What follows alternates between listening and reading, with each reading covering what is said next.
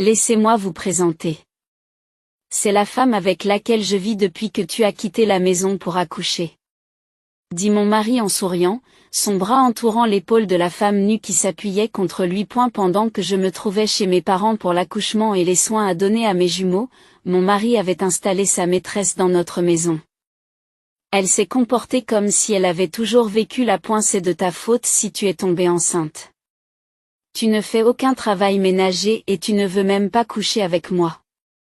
Ce n'est pas la peine de continuer ce mariage. Mon mari avait insisté sur le fait que la maladie du deuil n'était pas une maladie alors que j'en souffrais terriblement. Il m'a profondément méprisée pour être devenue une femme au foyer, me qualifiant d'inutile. Il m'intimidait par son attitude froide, criant pour se justifier. Son attitude n'a pas changé même après mon accouchement. Les nouveau-nés ont commencé à pleurer. Surpris par sa voix forte. Je vais divorcer, alors prends ces enfants bruyants et va-t'en. J'ai serré mes enfants contre moi et j'ai commencé à partir comme il me l'avait dit. Bien que la situation puisse sembler déraisonnable, j'avais un allié puissant qui pouvait renverser la situation. Une fois le secret de cette personne révélé, le regard triomphant de mon mari disparaîtrait instantanément. Ce puissant allié, c'était mon père. Stanley, c'est toi qui vas souffrir de ce divorce. Mon père, qui était resté silencieux jusqu'à présent, parla à voix basse. Qu'est-ce que tu racontes? Cela n'a rien à voir avec toi. Partez avec Nancy.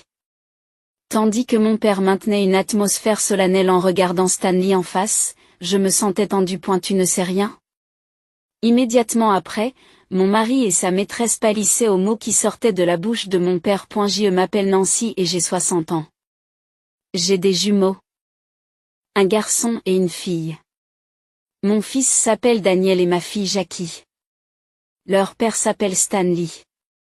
Je l'ai rencontré pendant mes études universitaires. Stanley avait perdu ses parents très tôt et payait ses frais de scolarité et de subsistance grâce à des bourses et des emplois à temps partiel. Bien qu'il soit excellent sur le plan académique et beau garçon, Stanley essayait de se faire discret à l'université, semblant mal à l'aise face à l'attention des femmes. J'ai admiré la façon dont il s'est efforcé de tracer sa propre voie malgré les difficultés qu'il a rencontrées au début. Je respectais Stanley et j'ai développé des sentiments particuliers à son égard. Ma persévérance a porté ses fruits et nous avons commencé à sortir ensemble. Notre relation est restée stable même après que nous nous soyons mis en couple. Notre relation s'est poursuivie même après que Stanley a obtenu son diplôme et trouvé un emploi. Son employeur était une société financière de renom, tant au niveau national qu'international. En travaillant comme vendeur dans cette entreprise typiquement difficile d'accès, Stanley gagnait un revenu plus élevé que ses pairs et était souvent envié par les autres. Pour Stanley lui-même, travailler dans une grande entreprise était probablement sa plus grande fierté. Cependant, peu de temps après avoir commencé à travailler, la personnalité de Stanley a commencé à changer progressivement. Stanley, qui avait vécu tranquillement en essayant de ne pas se faire remarquer à l'université, est devenu extravagant avec l'argent et son comportement est devenu progressivement plus tape à accent grave. Je trouvais parfois Stanley suspect, pensant que c'était peut-être parce qu'il travaillait dans la vente et qu'il ne pouvait pas paraître radin. Cependant, à cette époque, j'étais aveugle à son excellence. Après cela, j'ai obtenu mon diplôme et j'ai trouvé un emploi d'employé de bureau dans une société immobilière. 2 ans après notre entrée dans la vie active, j'ai découvert que j'étais enceinte. Stanley l'a reconnu et nous nous sommes bientôt mariés. Je pensais être au comble du bonheur. Cependant, tout n'a pas été joyeux. Environ 2 mois après le début de la grossesse, j'ai été prise de violentes nausées matinales. Ces nausées étaient si fortes que j'avais du mal à me lever, que j'étais parfois clouée au lit toute la journée et que je manquais souvent le travail. À cette époque, les systèmes de congés de maternité n'étaient pas encore bien établis. Et de nombreuses employées démissionnaient au moment de leur mariage ou de leur accouchement. Je ne pouvais pas perturber davantage l'entreprise. J'ai décidé de me concentrer uniquement sur la protection de mon enfant à naître. C'est dans cette optique que j'ai décidé de quitter mon emploi et de passer le reste de ma grossesse dans le calme. Stanley n'a pas semblé apprécier cette décision. Lorsque Stanley rentrait du travail, Il soupirait en me voyant allongé dans mon lit. Encore une fois, tu te relâches? La chambre est en désordre et le dîner n'est pas prêt. Tu es comme ça depuis que tu es enceinte. J'ai vomi presque toute la journée aujourd'hui. Je n'arrive même pas à boire de l'eau et je m'inquiète tous les jours de savoir si le bébé grandit bien. La grossesse n'est pas une maladie, n'est-ce pas? Je n'approuve pas le fait que tu quittes ton travail. Tu n'es même pas capable de faire le ménage à ma place quand je travaille tard dans la nuit. Tu es inutile. Mais à l'époque, Stanley me méprisait profondément pour être devenue une femme au foyer à plein temps. Il semblait penser que les nausées matinales n'étaient qu'une excuse pour se relâcher dans les tâches ménagères. Son attitude froide m'intimidait, ses yeux me regardaient de haut. Ses yeux n'étaient rien d'autre que terrifiants pour moi, et quelle que soit la difficulté de ma situation, je n'avais pas d'autre choix que d'obéir à Stanley. Mon ventre devenait de plus en plus lourd avec les jumeaux, et mon état ne s'améliorait pas, même après être entré dans la période stable. J'avais beau demander de l'aide, Stanley n'avait pas l'intention de m'aider à faire le ménage. En raison de ma mauvaise santé et du stress accumulé, on a fini par diagnostiquer une menace d'accouchement prématuré. Après avoir consulté mon médecin, j'ai décidé de retourner chez mes parents pour me reposer et me soigner. Je me suis sentie soulagée à l'idée d'être loin de Stanley. Cependant, mon soulagement a été de courte durée car Stanley a appelé la maison de mes parents. Ce n'est pas bien de quitter la maison. Sans toi, je ne peux même pas m'occuper des repas et de la lessive. N'abandonne pas tes tâches ménagères pour dépendre de tes parents. Et ne sois pas déraisonnable. Je dois me préparer à l'accouchement maintenant. Tu me défies? Comment oses-tu agir égoïstement alors que je te soutiens? Ce n'est pas la peine de revenir. Sur ce, Stanley raccroche. Terrifié par l'attitude intimidante de Stanley, je me suis effondrée, tenant toujours le téléphone. Pourquoi ne pensait-il toujours qu'à lui et ne s'inquiétait-il jamais de moi ou du bébé? J'étais confuse, me demandant où était passé le Stanley que j'avais respecté. Nancy, qu'est-ce qui ne va pas? Mon père, s'apercevant que quelque chose n'allait pas, m'a appelé. Il a posé sa main sur mon épaule affaissée et m'a aidé à me relever lentement. Mon père est doux et toujours gentil. En sentant sa chaleur, je n'ai plus pu me retenir et j'ai éclaté en sanglots. Mon père a appelé ma mère et a pris le temps de nous faire parler, et je lui ai expliqué tout ce qui s'était passé. Et la violence verbale que j'ai reçue de Stanley pendant la grossesse. Si cela continuait après l'accouchement, cela pourrait me nuire, mais aussi nuire aux enfants. J'étais effrayée et je vivais dans la peur tous les jours. Finalement, j'ai confié à mes parents que j'envisageais la possibilité d'un divorce. Et j'ai conclu en chuchotant. Je suis désolée d'avoir été une fille infidèle. Mon père et ma mère avaient écouté tranquillement mon histoire, mais lorsque je me suis calmée, mon père a commencé à parler. Si tu veux divorcer, c'est très bien. C'est aussi ta maison, Nancy, alors tu peux toujours revenir. Et puis, il n'y a pas besoin de s'excuser. Nous préférerions plutôt des mots de gratitude, cela nous ferait du bien, à ta mère et à moi. Mon père dit cela avec un sourire, coupant court à la conversation morose. Tandis que ma mère souriait timidement à ses côtés. Leurs sourires m'ont profondément rassuré. Je veux montrer à mes enfants le même amour qu'ils m'ont montré. En étant leur allié et en les protégeant, ce serait sûrement merveilleux de les entendre me dire merci. Pour la première fois depuis ma grossesse, j'ai senti que je pouvais être positive. Après cela, Stanley n'a plus donné signe de vie. Comme je ne suis pas rentrée chez moi, je ne savais pas comment Stanley vivait et je n'ai pas eu le courage de le contacter. Quelques mois plus tard, j'ai donné naissance à des jumeaux, un garçon et une fille, un peu avant la date prévue. J'ai appelé le garçon Daniel et la fille Jackie. J'avais pensé à ces noms dès le début de ma grossesse, et lorsque j'en avais parlé à Stanley, il m'avait dit que c'était à toi de décider. Et n'avait pas manifesté d'intérêt.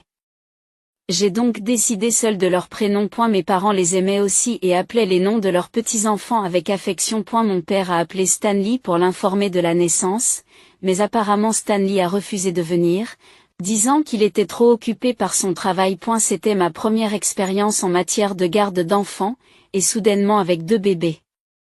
Même aujourd'hui, Je pense que je n'aurais pas pu élever ces enfants seuls sans l'aide de mes parents.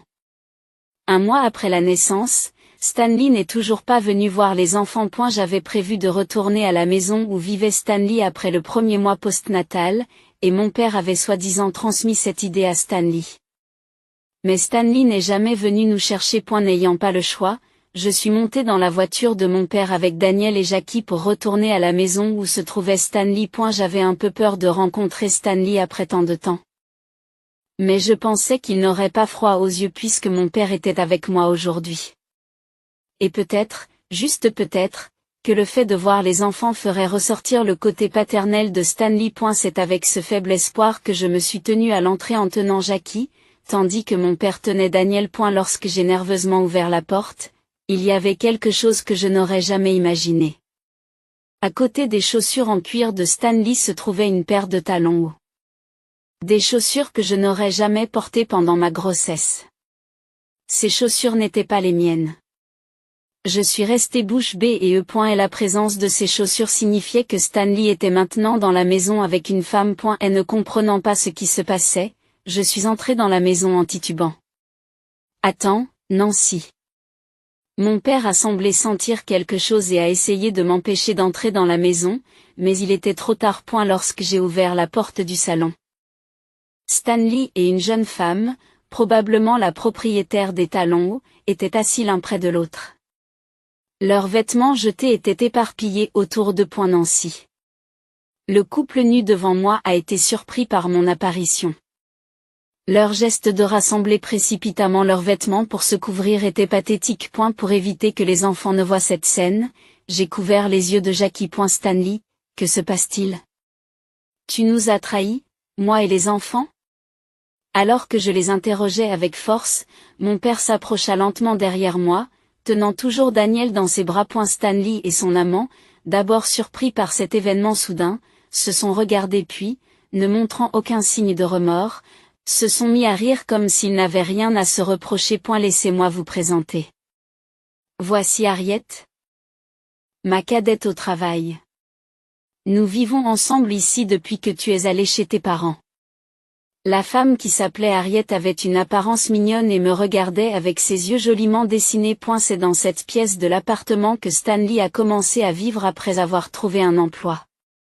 J'avais emménagé après notre mariage, mais Harriet agissait comme si elle avait toujours vécu là. Bien qu'il s'agisse de notre première rencontre, Harriet m'a parlé avec audace et sarcasme. Je suis désolée, mais c'est en écoutant Stanley se plaindre que sa femme ne faisait jamais rien à la maison que nous nous sommes retrouvés dans cette relation. Mais c'est de votre faute. Tu as abandonné un homme si merveilleux, en utilisant la grossesse comme excuse. Au départ, je ne voulais même pas me marier. Je voulais viser plus haut dans ma carrière et m'amuser davantage. C'est de ta faute si tu es tombée enceinte. Tu es tombée enceinte? Puis tu as cessé de faire le ménage et tu n'as même pas voulu coucher avec moi. Quel est l'intérêt de poursuivre un tel mariage? Tandis que Stanley se mettait en colère contre moi, essayant de se justifier, Daniel et Jackie se mirent à pleurer, surpris par sa voix forte. Stanley s'est bouché les oreilles avec irritation et nous a jeté un regard noir. Ah, tais-toi. Voilà pourquoi je déteste les enfants. Je vais vous donner le divorce, alors prenez ces enfants bruyants et partez. C'est vrai. C'est notre maison maintenant. Stanley embrassa l'épaule d'Harriet qui s'appuya contre lui avec une expression de contentement. Le spectacle de leur amour était comme un tableau, et devant ce tableau, je sentais que les larmes allaient couler de mes yeux. C'est vous qui devriez tenir vos enfants nouveau-nés, pas elle. Même si je voulais exprimer ma colère, les mots ne sortaient pas correctement. Mon état mental affaibli par l'accouchement et les événements choquants qui s'étaient déroulés devant moi avaient émoussé mon processus de réflexion. J'ai serré Jackie en pleurs dans mes bras et j'ai tourné le dos à Stanley, me préparant à partir comme on me l'avait demandé. Papa, allons-y. J'ai appelé mon père et j'ai commencé à me diriger vers l'entrée quand c'est arrivé. Stanley, c'est toi qui vas souffrir de ce divorce. Mon père, qui était resté silencieux jusqu'à présent, s'est mis à parler à voix basse. C'était un ton que je n'aurais jamais imaginé de la part de mon père, qui parle habituellement avec douceur. Tout en dégageant une atmosphère solennelle, il fixa Stanley droit dans les yeux. Qu'est-ce que tu racontes? Cela n'a rien à voir avec vous, alors partez avec Nancy. Vous travaillez tous les deux dans la même entreprise, n'est-ce pas? C'est exact. Nous travaillons dans une excellente grande entreprise. C'est une entreprise pour laquelle un vieil homme comme vous ne pourrait jamais rêver de travailler. J'y vois, donc c'est de l'adultère sur le lieu de travail, c'est ce dont il s'agit. Mon père interrogeait Stanley, comme s'il confirmait chaque point un par un. Il ne semblait pas du tout affecté par les remarques sournoises d'Harriet. Peut-être stressé par l'attitude de mon père, Stanley a perdu patience. Qu'est-ce que vous en pensez? Si vous avez quelque chose à dire, dites-le clairement. Vous ne savez rien? Je suis content d'avoir apporté ma carte de visite aujourd'hui. Mon père me confia Daniel et sortit une carte de visite de sa poche de poitrine. Stanley a accepté la carte de mon père à contre-séure. Lorsqu'il a vu la profession de mon père inscrite dessus. Le visage de Stanley est devenu instantanément pâle. Conseiller juridique. C'est bien cela. Je suis le conseiller juridique de plusieurs grandes entreprises. Dont, bien sûr, votre entreprise. C'est un mensonge. Ce n'est pas un mensonge. Ni le fait que je suis au service de votre entreprise depuis de nombreuses années, ni le fait que j'ai travaillé dans l'ombre pour vous aider à entrer dans une si grande entreprise. Quoi? Qu'est-ce que tu veux dire? Toutes les personnes présentes ont été choquées par la soudaine révélation de mon père. Lorsque Stanley était à la recherche d'un emploi, il avait dîné une fois avec ma famille. À l'époque, Stanley avait apparemment fait part à mon père de son rêve de travailler dans une certaine entreprise. J'avais eu un coup de cœur pour toi. Bien qu'étudiant, tu avais de grands rêves et tu n'avais pas peur de travailler dur pour les réaliser. Même si tu n'avais pas été le petit ami de Nancy, j'avais parlé de toi en bien au responsable de l'embauche. Espérant te voir réussir. Je ne l'ai jamais su. Tu as ta fierté, alors j'ai gardé le silence. Mais il semble que je me sois trompé. Que voulez-vous dire? L'adultère sur le lieu de travail va à l'encontre de la culture de votre entreprise. S'il était découvert, il entraînerait des problèmes de confiance avec les clients. En outre, j'ai mené une enquête indépendante sur votre comportement pendant les heures de travail. Voici les résultats. En disant cela, mon père a sorti plusieurs photos et documents du sac qu'il portait. Ils témoignaient tous des méfaits de Stanley. Je ne savais pas que mon père avait pris de telles mesures. Qu'est-ce que c'est, frapper les jeunes employés dans le dos, toucher les femmes de manière inappropriée? Il semble que vous fassiez tout ce que vous voulez au travail. Vous avez bien réussi à le cacher, mais grâce à un employé qui a eu le courage de dénoncer les abus. Tous vos méfaits ont été dévoilés comme on tire sur un fil. Ce n'est pas possible. Votre sanction fait déjà l'objet de discussions internes. Vous recevrez bientôt une notification officielle, mais vous ne pourrez probablement pas éviter le licenciement. Vous plaisantez. Et tout à l'heure, vous avez dit à ma fille de sortir de cette maison. Si quelqu'un doit partir, c'est vous aussi. Parce que cet immeuble m'appartient. Quoi? Lorsque l'ancien propriétaire a voulu vendre cet immeuble en raison de son âge, j'ai décidé de l'acheter. Des avis ont été envoyés à tous les locataires, mais il semble que vous ne les ayez pas consultés. Je préfère ne pas avoir la main lourde, mais si vous continuez à maltraiter ma fille et à occuper cet endroit, je n'aurai pas d'autre choix que d'émettre un ordre d'expulsion. Mon père a continué à révéler des faits choquants l'un après l'autre. Stanley ne semblait pas comprendre ce qui se passait et n'était pas en mesure de répliquer.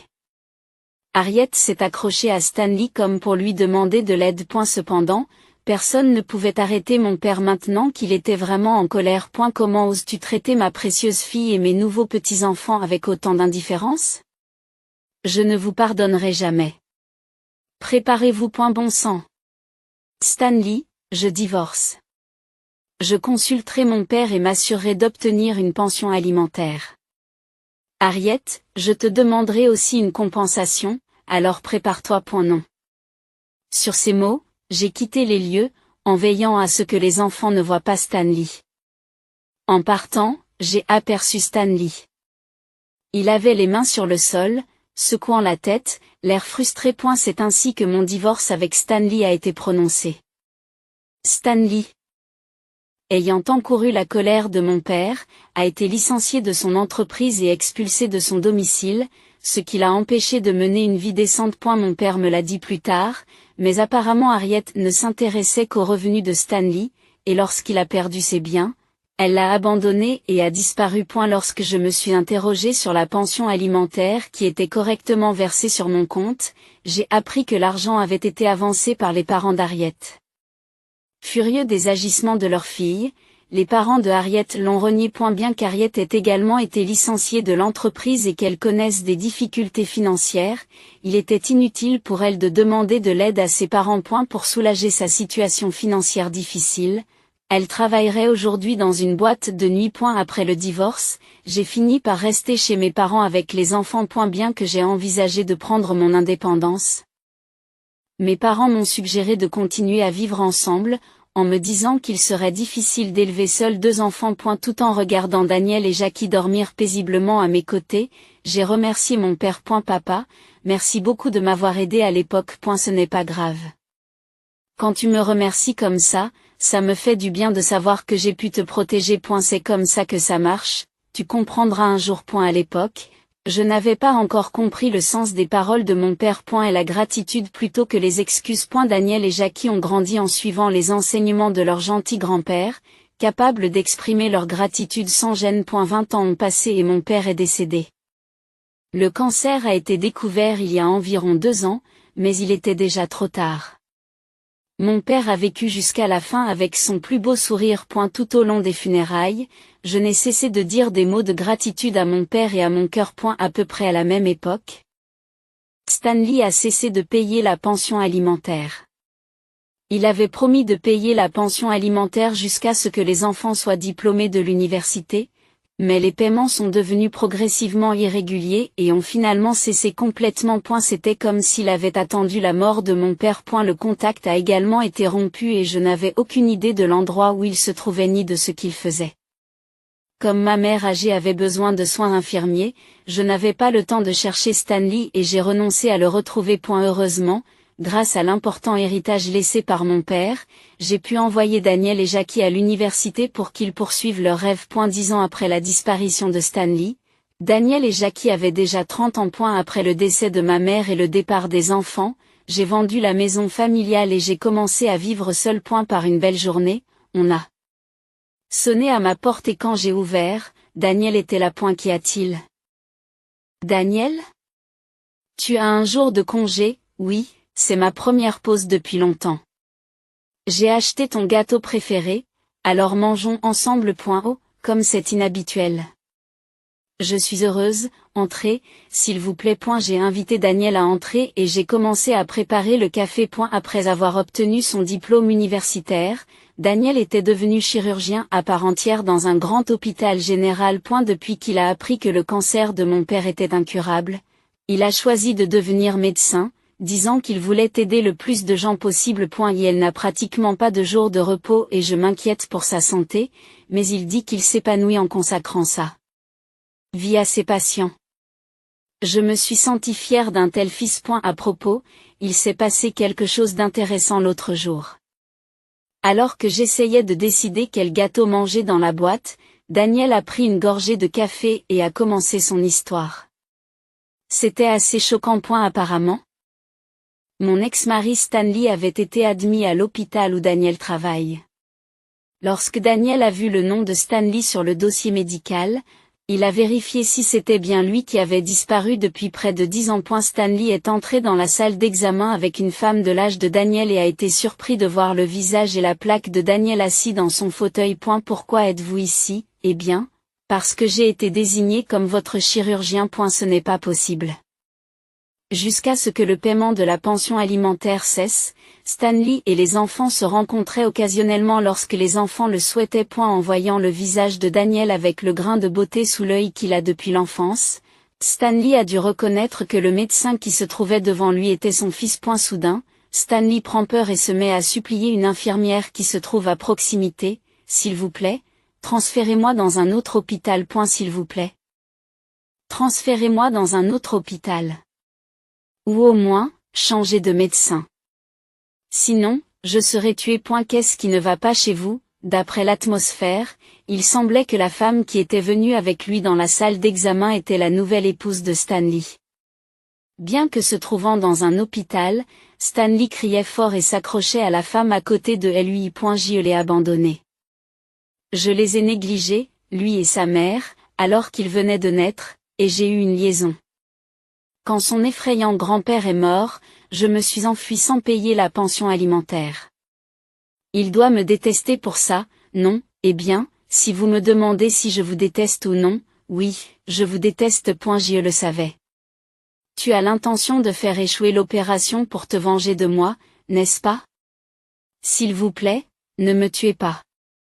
J'emprunterai de l'argent s'il le faut, mais je rembourserai tout l'argent que je n'ai pas payé. Stanley, qui avait complètement paniqué, révéla volontairement une chose après l'autre sans qu'on le lui demande. Et sa nouvelle épouse, qui n'était apparemment pas au courant du passé, a d'abord été stupéfaite par la transformation de Stanley, mais, apparemment désabusée, elle l'a laissé derrière elle et est partie. Stanley a également été entraîné par des infirmières et emmené dans une autre pièce. Le vacarme a apparemment été entendu à l'extérieur de la salle d'examen et d'autres patients se sont rassemblés, ce qui a provoqué des remous. Ce n'est pas une histoire drôle. Après avoir entendu l'histoire de Daniel, j'ai porté la main à mon front en signe d'exaspération. Je n'avais jamais imaginé qu'une telle coïncidence puisse se produire. Je m'en voulais d'avoir impliqué Daniel dans les bêtises de mon ex-mari. J'avais l'intention d'effectuer l'opération correctement, que je le haïsse ou non. Mais après une telle agitation, je n'ai pas eu d'autre choix que de démissionner de mon poste de chirurgien. C'est logique. Il y a d'autres choses à dire sur cette histoire. Voulez-vous l'entendre? Soudain, ma fille Jackie interrompt notre conversation. Apparemment, j'avais oublié de fermer la porte d'entrée à clé après l'arrivée de Daniel et Jackie m'a grondé pour cette négligence. Et la suite de l'histoire?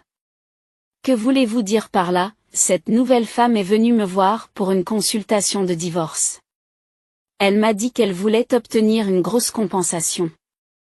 Jackie était devenue avocate. Depuis son enfance, elle rêvait de devenir avocate comme son grand-père, et elle a passé l'examen du barreau alors qu'elle était encore à l'université. Aujourd'hui, elle travaille dans un cabinet d'avocats près de chez moi tout en étudiant pour ouvrir son propre cabinet. Tout récemment, la nouvelle femme de Stanley est venue consulter, sans bien sûr rien savoir de Jackie. Quelle incroyable deuxième coïncidence! Elle a dit qu'elle avait été trompée par son mari. Lorsque j'ai demandé le nom du mari, c'était tout à fait inattendu. J'avais entendu parler de l'incident de l'hôpital par Daniel. Cela a dû être malheureux. Cette personne a sûrement appris sa leçon depuis, il s'agissait de Stanley. Le fait qu'il ne puisse pas l'appeler père montre qu'aucun d'entre eux n'a pardonné à l'homme qui les a abandonnés. Jackie, tout en transvasant le gâteau acheté par Daniel dans des assiettes, répond à sa question par une paire d'exaspération. En fait, il semble qu'il n'ait pas appris du tout. Dans le cadre de mon travail, j'ai appris que les personnes qui commettent l'adultère le répètent souvent, alors j'ai présenté sa nouvelle femme à un détective que je connais pour qu'il vérifie ses antécédents. Et elle s'est avéré qu'il avait également eu des relations avec d'autres femmes. Quelle horrible personne. Je n'ai pas eu d'autre choix que de confier ce dossier à un collègue spécialisé dans les divorces. C'est vraiment une personne sans espoir. Nous n'avons pratiquement aucun souvenir de lui agissant comme un père pour nous, alors je ne peux même pas ressentir de la sympathie. Je suis d'accord. Je ne me suis jamais sentie seule sans père. Nous avions maman, grand-père et grand-mère qui étaient si gentils avec nous. Daniel et Jackie ont dit cela en riant. Et si mon père ne s'était pas occupé de Stanley et de sa maîtresse ce jour-là, j'aurais peut-être fini par élever mes deux enfants dans un environnement épouvantable. Je ne peux qu'être reconnaissante à mon père et à ma mère qui ont montré tant d'amour à leurs petits-enfants. D'un autre côté, j'ai toujours eu l'impression que la croissance impressionnante des enfants n'était pas due à mes efforts. Je me demande parfois si j'ai fait quelque chose pour eux en tant que mère. A-eu fait, Jackie. Qu'est-ce qui s'est passé? Il devrait arriver d'une minute à l'autre. Au moment où Jackie jette un coup d'œil à l'horloge murale, la sonnette retentit à nouveau. Lorsque j'ai voulu me lever de ma chaise, Daniel m'en a empêché et Jackie est allé ouvrir la porte. Daniel me souriait et je me demandais ce qui se passait. Lorsque Jackie est revenue dans la pièce, elle tenait dans ses mains un bouquet d'œillets rouges vifs. Daniel et Jackie se sont regardés, on sourit et on dit à l'unisson, comme des jumeaux, qu'aujourd'hui était un jour pour remercier maman. Quelques mois plus tard, peut-être parce que la rencontre avec Daniel l'avait tellement terrifiée, Stanley a déposé silencieusement sur mon compte toutes les pensions alimentaires en retard. Et elle avait dû emprunter de l'argent pour le faire, comme il l'avait déclaré à Daniel. Bien que l'opération de Stanley ait réussi, il a apparemment été traité comme une patate chaude à l'hôpital jusqu'au jour de sa sortie en raison de son comportement dramatique. Daniel a déclaré qu'il n'avait jamais eu un tel patient auparavant. Après sa sortie, Stanley a vécu des expériences encore plus infernales.